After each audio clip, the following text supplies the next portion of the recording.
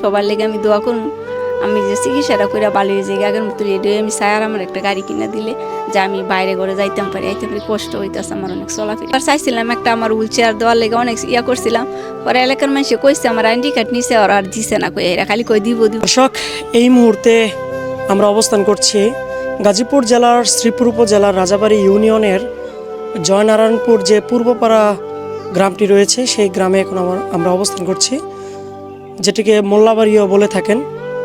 আজকে একটি মানবিক কাজের জন্য এখানে এসেছি। মোল্লাবাড়ি গ্রামের সুফিয়া নামের এক বোন, তিনি সাংসারিক কাজ করতে গিয়ে সন্ধ্যাবেলায় তিনি হোঁচট খেয়ে কিন্তু তার পাটি ভেঙে যায়। তারপরে দীর্ঘ চিকিৎসা না করেই কিন্তু তিনি বাসায় অবস্থান করেন এবং এক পর্যায়ে কিন্তু তিনি প্যারালাইজড হয়ে যান।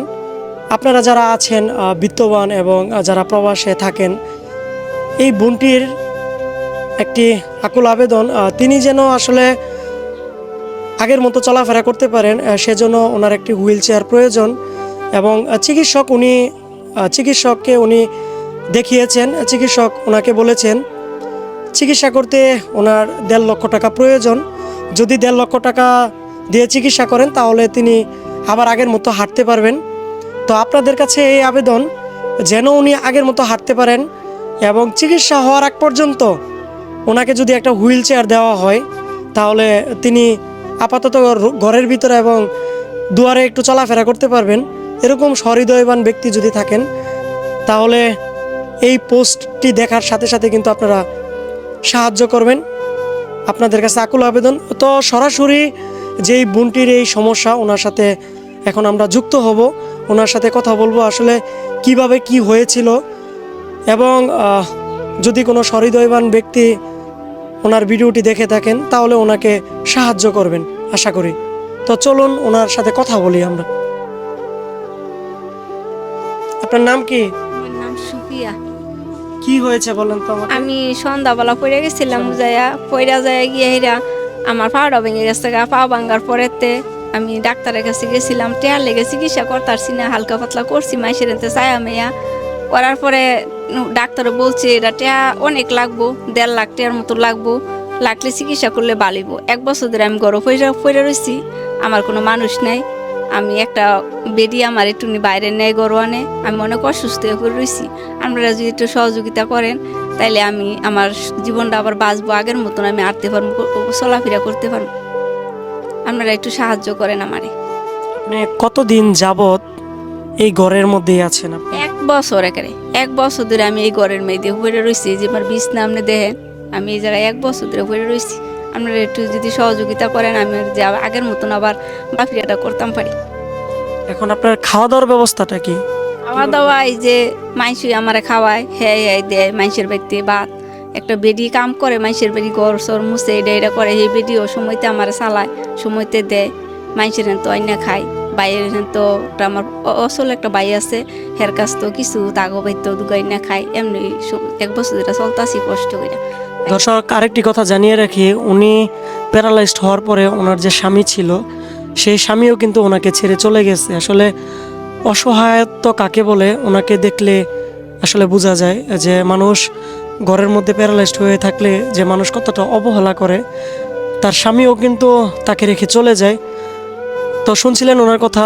তো আপনার এই যে দেখভাল যে করে বলেছেন একজন মহিলা, ওনাকে তো টাকা দিতে হয়, সেই টাকার ব্যবস্থাটা কিভাবে করেন? টাকাও আমার এই যে সবাই 100-200 টাকা দেয়, আমার দেখতে হয় কেউ দেখে এমন অবস্থা দিয়া যায়, সেই টিয়া জমায় আমি হের 1000 টাকা দিই, সেই টিয়া দেয় আমার একবার গরনে একবার বাইরে এনে একটু গোসল করাই দেয়, একটু বাথরুম লইয়া যায়, একটু কইরা দেয় এই টিয়াটা এমনি মাইসের আনতে অনেক কষ্ট করে দিই। আবার 1 মাসও দিতারি না, 1 মাস আবার দিতারি, তারপরে আমার কষ্ট করে কইরা দেয়, গরিব মানুষ, তারপর আমিও গরিব মানুষ দেয় পরে রয়েছি পরে কইরা দেয়, এটা মনে করি।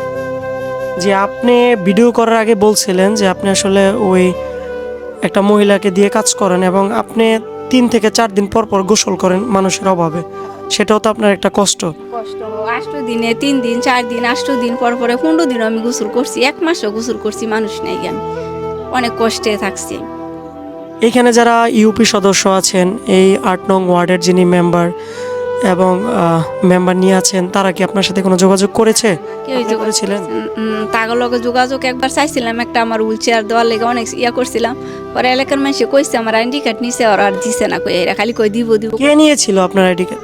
আইডি কার্ড নিছে এটা এই যে ইউপিলের কি জানি নাম নেম্বরের লোক, ওই নাম জানি না, ওই নিছি না আমার আইডি কার্ড নিয়ে কইছে যে আমার একটা হুইল চেয়ার দিব সরকারতে, তো তুমি দাও।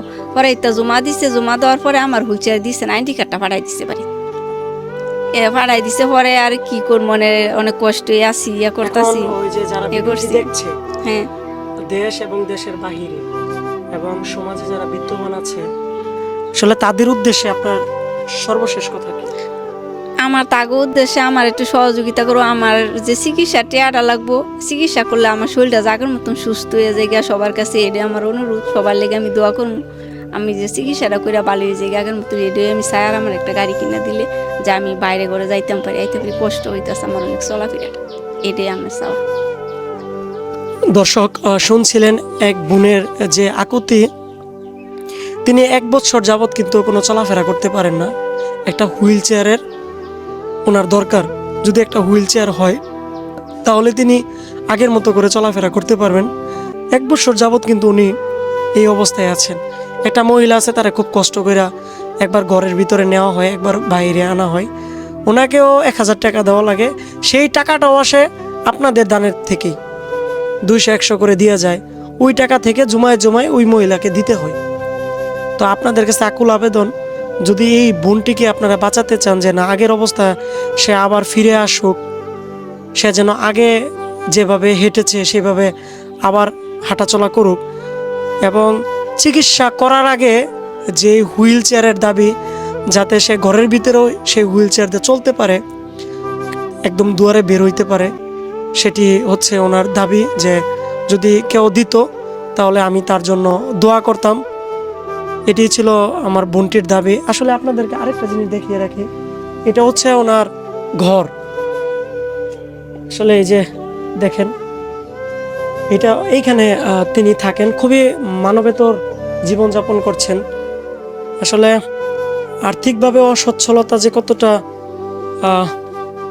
আমাদের কষ্টের কারণ হতে পারে, সেটি আসলে নিজের চোখে না দেখলে আসলে আমরা বুঝতাম না। এটি হচ্ছে ওনার বাড়ি।